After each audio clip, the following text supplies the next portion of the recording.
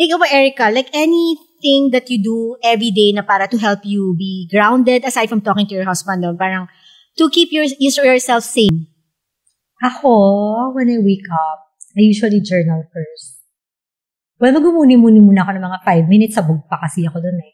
So, parang tutulala ka muna. And then, parang pag may mga thoughts na pumapasok, nililista ko na. Tapos, parang, I put na rin yung mga list ko, ganyan. And then, okay, girl, laban. Kape muna tayo. Ganon. And then, kapag pumunta na yung mga kids ko sa school, I take me time. Magmo-moment muna ako. And then, go laban. And I also do yoga.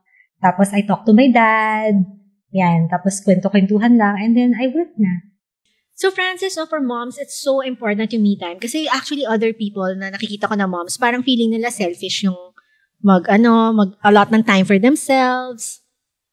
Yeah, it is very important. So for me, what I do is, I usually have time to attend events pa rin. Kasi di ba happy to be able to be with other women na chika-chika, and you share the same sentiments and same goals, ganun.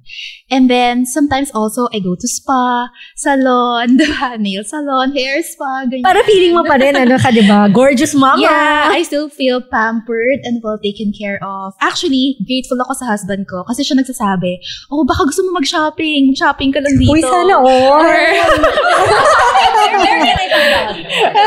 Yeah. Tapos, gusto mo magpaayos ng hair or nails. Siya nagsasabi. Ako pa yung parang, hindi, okay lang. Sa bahay lang ako, masaya na ako. Ganon. So, yun.